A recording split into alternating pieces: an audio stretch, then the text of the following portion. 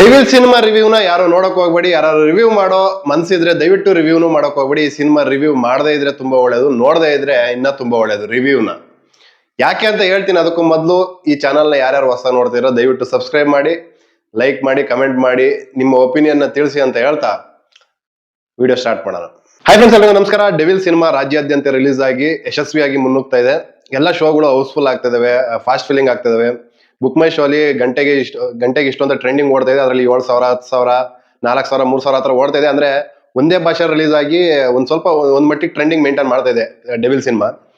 ಅದು ಆನ್ಲೈನ್ ವಿಚಾರ. ಆದ್ರೆ ಆಫ್ಲೈನ್ಗೆ ಅಂತ ಬಂದ್ರೆ ಥಿಯೇಟರ್ ಮುಂದಗಡೆ ಎಷ್ಟು ಸೆಲೆಬ್ರೇಷನ್ ಮಾಡಕ್ ಸಾಧ್ಯ ಅಷ್ಟು ಸೆಲೆಬ್ರೇಷನ್ ಅಂತಂದ್ರೆ ಕಟ್ಔಟ್ಗಳನ್ನ ಮತ್ತೆ ಬ್ಯಾನರ್ಗಳನ್ನ ಥಿಯೇಟರ್ ಮುಂದೆ ತುಂಬಿಸಾಕಿದ್ದಾರೆ. ಎಲ್ಲೂ ಒಂದ್ ಸ್ವಲ್ಪ ಜಾಗ ಕಾಣಬಾರ್ದು, ಥಿಯೇಟರ್ ಕಾಣಬಾರ್ದು, ಆ ರೇಂಜಿಗೆ ಥಿಯೇಟರ್ ಮುಂದೆ ಕಟ್ಔಟ್ಗಳನ್ನ, ಫ್ಲೆಕ್ಸ್ಗಳನ್ನ ಎಲ್ಲ ಹಾಕ್ತಿದ್ದಾರೆ. ಒಂದು ಮೇನ್ ಕಾರಣ ದರ್ಶನ್ ಸರ್ ಇವಾಗಿರೋ ಸ್ಥಿತಿಲಿ ದರ್ಶನ್ ಸರ್ನ ಎಲಿವೇಟ್ ಮಾಡ್ಬೇಕು, ದರ್ಶನ್ ಸರ್ಗೆ ಪ್ರೀತಿ ತೋರಿಸ್ಬೇಕು ಅನ್ನೋ ಪ್ರೀತಿ ಮೇಲೆ ಕೆಲವರು ಥಿಯೇಟರ್ ಮುಂದೆ ಅಳ್ತಿರೋದು ನೋಡಿದೆ ನಾನು. ಒಂಥರ ತುಂಬಾ ಕನೆಕ್ಷನ್ ಇಟ್ಕೊಂಡಿದ್ದಾರೆ ದರ್ಶನ್ ಸರ್ ಜೊತೆ ಅಭಿಮಾನಿಗಳು. ಓಕೆ, ಅವ್ರದೆಲ್ಲ ಪಕ್ಕಕ್ಕಿರ್ಲಿ, ಅವರು ಅಭಿಮಾನ ತೋರಿಸೋದು, ಪ್ರೀತಿಯಿಂದ ಮಾತಾಡೋದು, ಅವ್ರವ್ರ ದರ್ಶನ್ ಸರ್ನ ಬಾಸ್ ಅನ್ನೋದಾಗ್ಲಿ, ಅವ್ರ ಮನೆಯವರು ಅನ್ಕೊಳ್ಳೋದಾಗ್ಲಿ, ಏನೇ ಇರಲಿ ಕಣ್ಣೀರ್ ಹಾಕೋದ್ರಿಂದ ಹಿಡಿದು ಪ್ರತಿಯೊಂದು ಪ್ರೀತಿ 100% ಎಲ್ಲ ಚೆನ್ನಾಗಿ ಕಾಣುತ್ತೆ.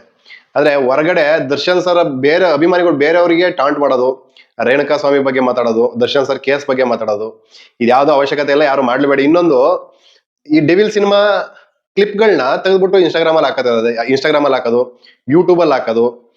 ಇದು ಮಾಡೋದ್ರಿಂದ ಏನಾಗುತ್ತೆ ಅಂದ್ರೆ ಅದ್ರ ಒಳ ಕತೆ ಮತ್ತೆ ಪ್ರತಿಯೊಂದು ಆ ಸಿನಿಮಾ ಕತೆ ಏನಿದೆ ಅದರಲ್ಲಿ ಮೇನ್ ಪಾರ್ಟ್ಗಳು ಏನಿದಾವೆ. ಅದು ಇನ್ನೊಂದು ವಿಷಯ, ಇದ್ರಲ್ಲಿ ಹೇಳ್ಬಾರ್ದು ನನಗೆ ಗೊತ್ತಾಗ್ತಾ ಇಲ್ಲ. ಅದರಲ್ಲಿ ಡಬಲ್ ಶೇಡ್ ಇದಾವೆ, ಅದನ್ನ ಡಬಲ್ ಶೇಡ್ ಅಂತ ಹೇಳ್ತೀನಿ ನಾನು. ಹೋಗಿ ಡಬಲ್ ಆಕ್ಟಿಂಗ್ ಇದೆ.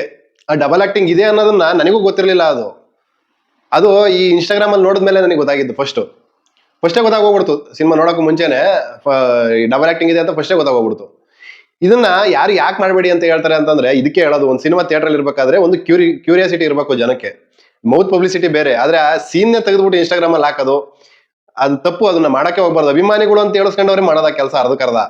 ನಾವು ಸಿನಿಮಾ ನೋಡ್ದು ಯಾವ್ದೋ ಒಂದು ಸಾಂಗ್ ಮುಂದೆ ಅಭಿಮಾನಿಗಳು ಡ್ಯಾನ್ಸ್ ಮಾಡೋದು, ಅದನ್ನ ಹಾಕೋದು ಬೇರೆ. ಅದು ಸಾಂಗ್ ರಿಲೀಸ್ ಮಾಡಿರ್ತಾರೆ, ಅದನ್ನ ಹಾಕೋದ್ರಲ್ಲಿ ಅಂತ ತಪ್ಪಿಲ್ಲ. ಆದ್ರೆ ಸೀನ್ಗಳು, ಮೇನ್ ಸೀನ್ಗಳು, ಇಂಟ್ರೊಡಕ್ಷನ್ ಸೀನ್ಗಳಿಂದ ಹಿಡಿದು ಗಿಲ್ಲಿ ಇರುವಂತ ಸೀನ್ಗಳಿಂದ ಹಿಡಿದು ಪ್ರತಿಯೊಂದನ್ನು ತೆಗೆದು ಹಾಕ್ತಿದಾರೆ. ಒಂದಕ್ಕೊಂದು ಜೋಡಿಸ್ಕೊಂತ ಹೋದ್ರೆ ಒಂದು ಸಿನಿಮಾನೇ ಆಗೋಗ್ಬಿಡುತ್ತೆ. 50% ಸಿನಿಮಾ ಅವರು ಒಂದೊಂದು ಕ್ಲಿಪ್ ನ ತೆಗೆದು ಮೇನ್ ಕ್ಲಿಪ್ ಏನಿರ್ತಾವ ಒಂದು ತೆಗೆದು ಹಾಕೋದ್ಮೇಲೆ ಜನಕ್ಕೆ ಕ್ಯೂರಿಯಾಸಿಟಿ ಏನ್ ಉಳ್ಕಂತು, ಅವ್ರು ಬಂದು ನೋಡಕ್ ಏನು ಇರಲ್ಲ.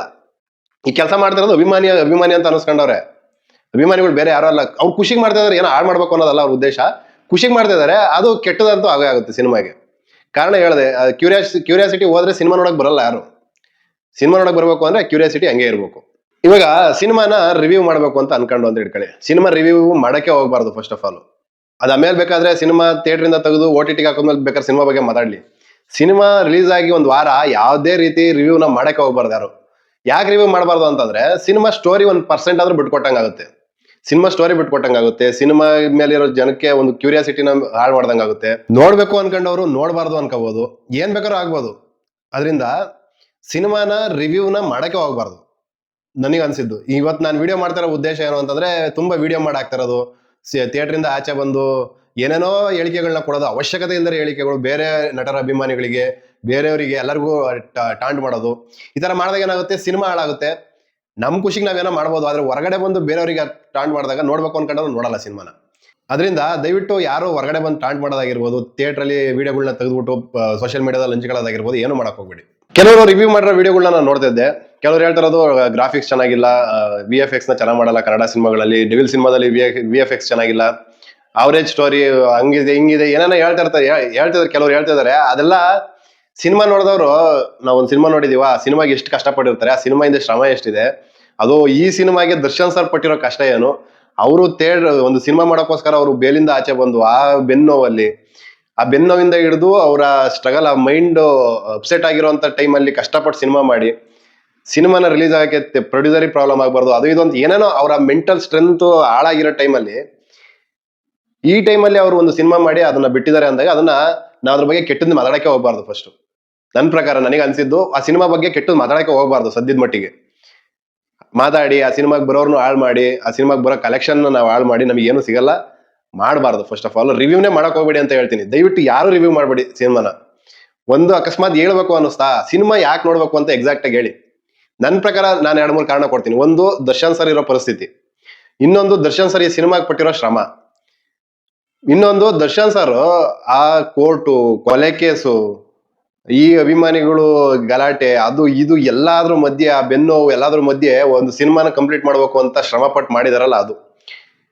ಇಷ್ಟು ವಿಚಾರಗಳಿಂದ ಆ ಸಿನಿಮಾನ ನೋಡ್ಬೇಕು ಅನ್ಕೊಂಡ್ರೆ ಸಾಕು, ಬೇರೆ ಇನ್ನೇನು ಬೇಕಾಗಿಲ್ಲ. ಇದೇ ತರ ದರ್ಶನ್ ಸರ್ ಸಿನಿಮಾ ಯಾವ ತರ ಜನ ನೋಡಿ ಸಪೋರ್ಟ್ ಮಾಡ್ತಾರೆ, ಅದೇ ತರ ಬೇರೆಯವ್ರ ಸಿನಿಮಾಗೂ ಸಪೋರ್ಟ್ ಮಾಡ್ಬೇಕು ದರ್ಶನ್ ಸರ್ ಅಭಿಮಾನಿಗಳು. ಇದು ಬೇಸಿಕ್ ನೀಡ್ ಬೇಕಾಗಿರೋದು ಅಷ್ಟೇ, ಬೇರೆ ಇನ್ನೇನು ಬೇಕಾಗಿಲ್ಲ. ನೋಡೋಣ, ದರ್ಶನ್ ಸರ್ ಸಿನಿಮಾ ಇವತ್ತು ನಿನ್ನೆ ರಿಲೀಸ್ ಆಗಿದೆ. ಯಾವ ತರ ಕಲೆಕ್ಷನ್ ಮಾಡುತ್ತೆ, ಏನ್ ಮಾಡುತ್ತೆ ಅನ್ನೋದನ್ನ ಸಿನಿಮಾ ಟೀಮ್ ಹೇಳ್ತಾರ ಬಿಡ್ತಾರ ಗೊತ್ತಿಲ್ಲ. ಆದ್ರೂ ಜನಗಳು ನೋಡಿ ಎಂಜಾಯ್ ಮಾಡ್ಬೇಕು ಅಷ್ಟೇ ಬೇಕಾಗಿರೋದು, ಬೇರೆ ಇನ್ನೇನು ಇಲ್ಲ. ದರ್ಶನ್ ಸರ್ಗೆ ಒಳ್ಳೇದಾಗ್ಲಿ, ದರ್ಶನ್ ಸರ್ ಆಚೆ ಬರ್ಲಿ ಬೇಗ. ಇನ್ನೊಂದು ಸಿನಿಮಾ ಬೇಗ ಮಾಡ್ಲಿ, ಆದಷ್ಟು ಅವರ ಬೆನ್ನೋ ಕಮ್ಮಿ ಆಗ್ಲಿ, ಪ್ರತಿಯೊಂದರಿಂದನೂ ಆಚೆ ಬಂದು ಅವರು ಫ್ರೀ ಆಗ್ಲಿ ಅಷ್ಟೇ. ನಾನು ಹೇಳೋದು ಕೇಳ್ಕೊಳ್ಳೋದು ಇಷ್ಟೇ. ಥಿಯೇಟ್ರಿಂದ ಆಚೆ ಬನ್ನಿ, ಒಳ್ಳೇದ್ ಮಾತಾಡಿ, ಸಿನಿಮಾದ ಬಗ್ಗೆ ಒಳ್ಳೇದ್ ಮಾತಾಡಿ ಹೋಗಿ. ಬೇರೆ ಆಕ್ಟರ್ಗಳಿಗೆ, ಬೇರೆ ಫ್ಯಾನ್ಸ್ಗಳಿಗೆ ಟಾಂಟ್ ಮಾಡಬೇಡಿ. ರೇಣುಕಾ ಸ್ವಾಮಿ ಬಗ್ಗೆ ಅಥವಾ ದರ್ಶನ್ ಸರ್ ಕೇಸ್ ಬಗ್ಗೆ ಏನು ಮಾತಾಡಬೇಡಿ. ದರ್ಶನ್ ಸರ್ ಸಿನಿಮಾ, ಡೆವಿಲ್ ಸಿನಿಮಾದ ಸೀನ್ಗಳನ್ನ ರೆಕಾರ್ಡ್ ಮಾಡ್ಬಿಟ್ಟು ಎಲ್ಲೂ ಹಾಕಕ್ ಹೋಗ್ಬೇಡಿ. ಇಷ್ಟೇ ನಾನು ಹೇಳೋದು. ಇನ್ನೇನು, ಅದಕ್ಕೋಸ್ಕರನೇ ವಿಡಿಯೋ ಮಾಡ್ತೀನಿ. ಯಾರು ಮಾಡಕ್ ಹೋಗ್ಬೇಡಿ ಆ ಕೆಲಸನ. ಈ ವಿಡಿಯೋ ಇಷ್ಟ ಆದ್ರೆ ಸಬ್ಸ್ಕ್ರೈಬ್ ಮಾಡಿ, ಸಪೋರ್ಟ್ ಮಾಡಿ. Thank you so much. Bye.